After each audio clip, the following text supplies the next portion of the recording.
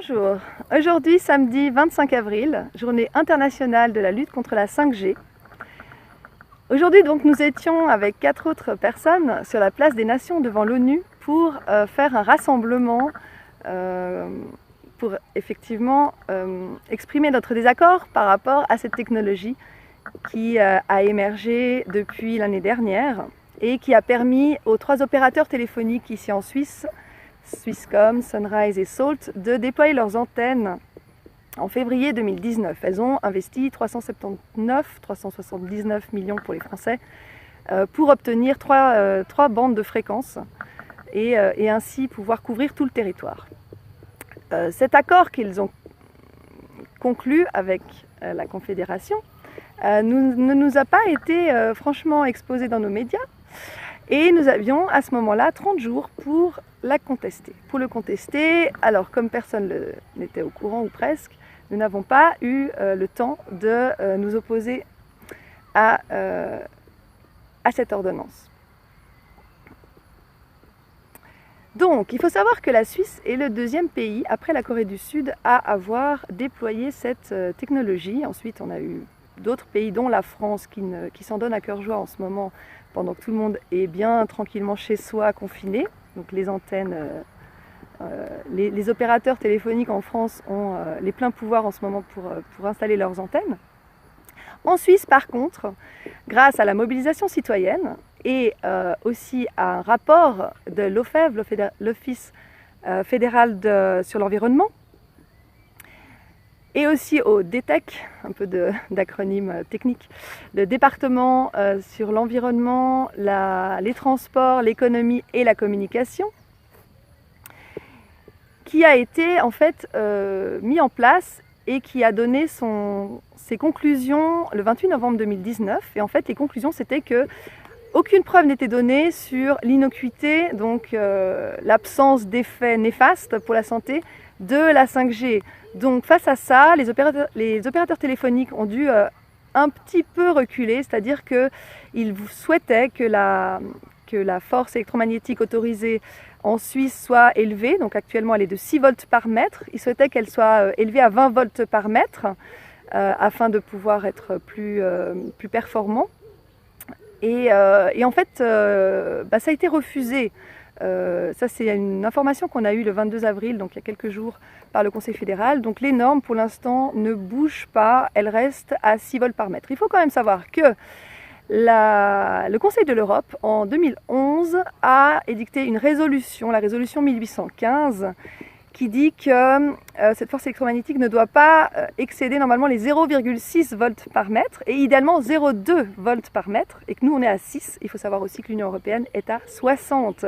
Réjouissez-vous, mes amis qui habitent en France, qui habitaient en France ou en Belgique ou en Espagne ou au Portugal. Voilà à quelle sauce vous êtes mangés, et voilà entre autres pourquoi il est préférable que nous restions en dehors de l'Union européenne. Donc grâce à tout ça, les normes, les valeurs limites ne seront pas changées. Il parle de faire des études sur les effets de la 5G.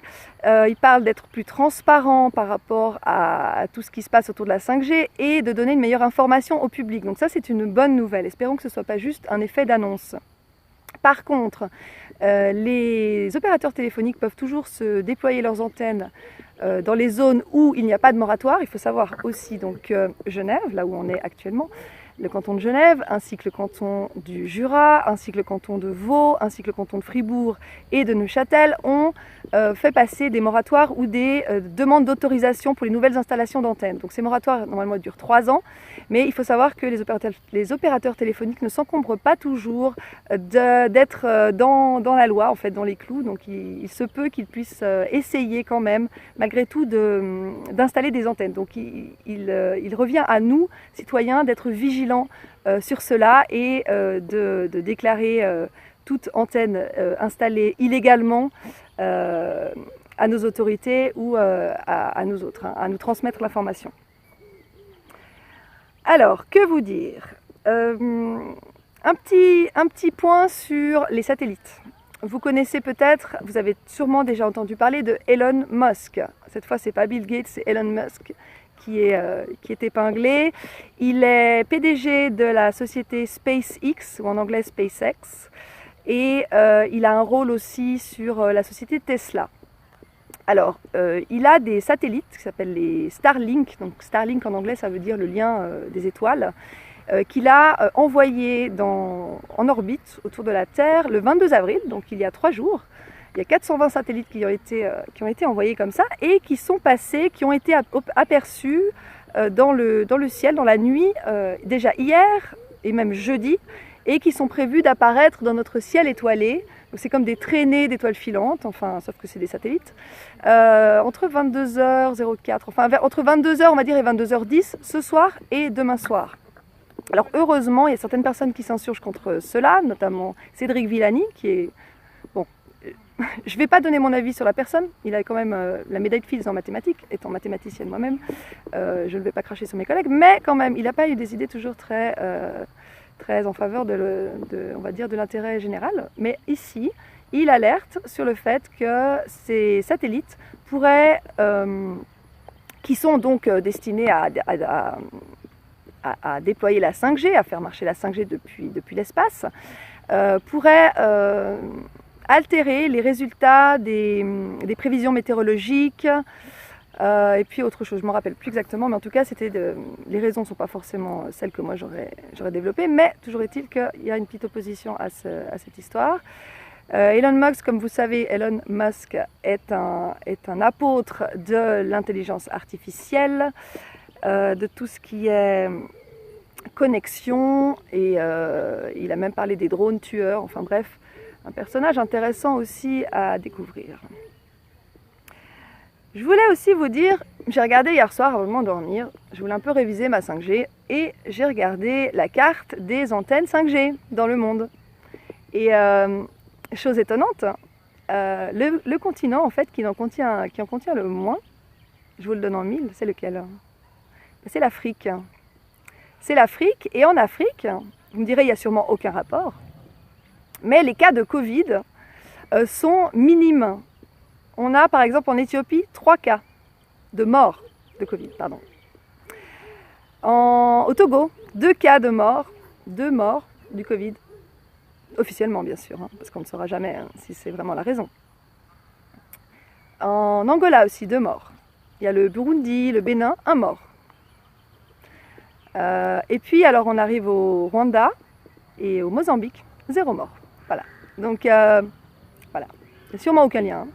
Donc les pays civilisés subissent des malades, enfin disons cette maladie avec des morts à la clé, un peu plus que la grippe en ce moment, mais à peine. Et puis encore une fois, on ne sait pas comment les morts sont comptabilisés, donc à vérifier. Et les pays les moins développés, enfin soi-disant les moins développés, en s'en sortent plutôt indemnes. Donc c'est intéressant, non? À savoir. Ce soir, si vous voulez regarder, enfin participer au webinaire, il y a un webinaire qui est organisé, une sorte de conférence en ligne par Stop 5G International. Vous allez sur le site Stop 5G International et vous pourrez vous inscrire pour participer à ce webinaire qui commence à 19h. Donc je vais essayer de monter cette vidéo pour que vous soyez prêts, pour que vous ayez les infos à temps. Un petit conseil pour éviter et pour se protéger de la 5G, déjà n'achetez pas, enfin moi c'est ce que je fais personnellement, je n'achèterai pas de téléphone permettant la 5G. Là il y a tous les modèles qui sont prêts, dans toutes les marques connues. Donc moi je m'en garderai le plus possible, revenez à de l'occasion, un bon vieux téléphone, même sans internet, c'est je pense une bonne idée. Donc juste pour vous raconter la petite histoire, petite anecdote de tout à l'heure, donc on était en train de faire un discours en fait. Olivier Pahu qui est l'initiateur de l'événement 4G bien assez, faisait un discours sur la 5G. Et voilà pas que 2 voitures de police se rapprochent et 4 ou 5 policiers viennent nous voir. Au début, ils nous observaient, ils étaient au téléphone, ils ne savaient pas trop quoi faire. Ils sont venus nous voir, ils nous ont dit d'arrêter de filmer, d'arrêter de se rassembler. Et ils nous ont dit que sur la place des Nations, il fallait absolument avoir une autorisation de manifester. Or, on n'a pas trouvé de texte de loi qui l'atteste. Donc on demande toujours à connaître sur quel texte il se base pour affirmer une telle chose. Et l'ordonnance du 13 mars, donc édictée par le Conseil fédéral, nous dit simplement qu'il ne faut pas être plus de 5 personnes et en gardant la distance de sécurité de 2 mètres. Chez nous, c'est 2 mètres. Donc on n'a pas bien compris ce qu'on avait fait d'illégal. Donc on en saura peut-être plus ces prochains jours. Mais en tout cas, on a compris que sur la place des Nations devant l'ONU, toutes les manifestations, en tout cas selon les dires de ces policiers, toutes les manifestations étaient soumises à autorisation. Voilà, donc ça, on a bien compris. Ils nous ont pris nos papiers d'identité, ils les ont gardés un petit moment, ils ont failli nous les garder pour de bon. Je pense que c'était plus un acte de négligence que vraiment de la volonté de nous les garder. Et donc on s'est dispersés après avoir quand même écouté le discours d'Olivier que je pense on pourra mettre à la suite de cette vidéo. Pour ce qui est du confinement ou des mesures de confinement, de pseudo-confinement en Suisse, j'ai mon ami Rafi qui m'a demandé de faire un petit point là-dessus, donc je vais le faire. Donc cette fameuse ordonnance du 13 mars, édictée par le Conseil fédéral, nous dit qu'il ne faut pas se rassembler à plus de 5 personnes, qu'il faut garder une distance de sécurité de 2 mètres, que les personnes vulnérables, donc c'est-à-dire les personnes de plus de 65 ans ou les personnes qui ont des maladies du type cancer, diabète, insuffisance respiratoire, maladies cardiovasculaires et autres maladies chroniques, disons, sont normalement assignées à résidence. Et que si elles dérogent à ce principe, elles sont soumises à une amende, on ne sait pas exactement de quel montant. On parle de 100 francs suisses pour les rassemblements de plus de 5 personnes, mais pour les personnes qui sont vulnérables et qui sortent, on ne sait pas. Et il y a jusqu'à 3 ans de peine de prison pour ces personnes-là. Donc c'est vraiment, je ne sais pas au niveau de la proportionnalité si on est vraiment dans les clous à ce niveau-là. Qu'est-ce qu'il y a d'autre? Oui, comme chez vous en France ou ailleurs, je suppose, les restaurants, les lieux de divertissement, les bars, les discothèques, les musées sont fermés, les écoles aussi. Ce qui reste ouvert, c'est les pharmacies, les hôpitaux, les banques. On se demande bien pourquoi. Est-ce que c'est vraiment un service de première nécessité? Je ne sais pas. Les points de ravitaillement alimentaire, de première nécessité bien sûr. Les boutiques de téléphone. Donc ça c'est intéressant aussi de savoir qu'on a le droit d'aller faire un abonnement téléphonique en ce moment. Et puis, je ne sais plus. Il y a 2-3 petites autres choses qui sont... Ah oui, on peut aussi acheter dans des restaurants, de la restauration à l'emporter. Donc il y a 2-3 restos qui s'y prêtent.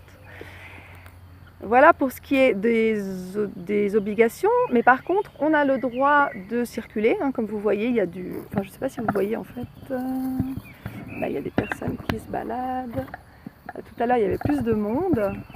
Il y a de plus en plus de monde d'ailleurs dans les rues, contrairement à chez vous en France ou dans d'autres pays, ou en Belgique par exemple, où vous êtes amendé, vous devez avoir un papier, une dérogation sur vous pour sortir de chez vous. Ici, pas besoin.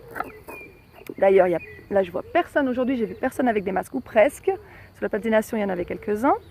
Il y a même un monsieur qui m'a demandé si j'avais le courage de le prendre en photo devant l'ONU, comme si c'était quelque chose d'extraordinaire. C'est fou, parce que la peur propagée par les médias peut être efficace pour certaines personnes. Moi, je vous invite vraiment à ouvrir les yeux et à ne pas vous laisser manipuler, comme d'habitude. Le déconfinement, attention, il arrive, comme chez vous en France et dans d'autres pays. Chez nous, il y a 3 étapes qui sont prévues. Le 27 avril, donc lundi prochain, dans 2 jours. Dans 2 jours, il y a les coiffeurs qui vont rouvrir et les soins à la personne. Donc tout ce qui est ongles, je pourrais refaire mes ongles, super. Les jardineries aussi et les magasins de bricolage. Donc très bien, on pourra cultiver nos propres légumes, on n'aura plus besoin de dépendre des supermarchés. Ça, c'est une bonne nouvelle. Le 11 mai, moi je retourne à l'école, les écoles obligatoires réouvrent.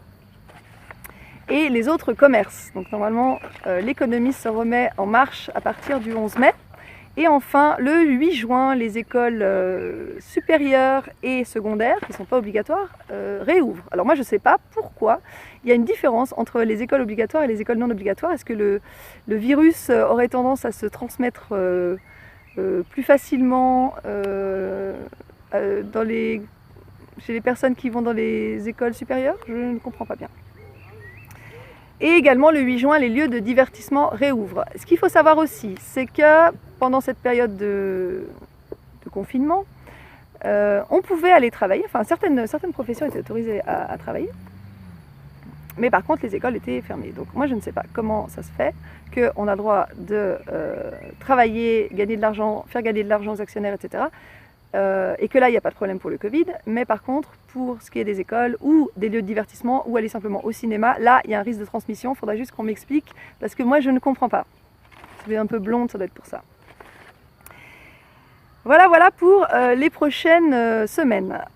Alors, moi j'en profite encore pour une dernière chose dans cette vidéo, c'est que j'adresse un message ou un appel à Didier Raoult pour qu'il me contacte. J'aimerais bien l'interviewer et j'aimerais bien qu'il me parle aussi de ce que j'ai vu dans un article aujourd'hui qui parlait de pressions qui sont mises sur les médecins qui n'appliquent pas, qui testent disons d'autres traitements que ceux qui sont préconisés par l'État en France.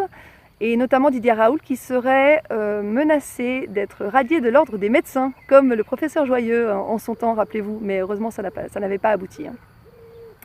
Donc moi j'aimerais savoir où ça en est à ce niveau-là, et je sais qu'il y a 20 médecins qui sont menacés de radiation en fait. Donc voilà, ça donne un petit aperçu de l'état de nos belles démocraties occidentales. Voilà, je vous laisse sur ces mots, je vous souhaite une bonne journée et ce soir, webinaire à 19 h sur la 5G. À bientôt!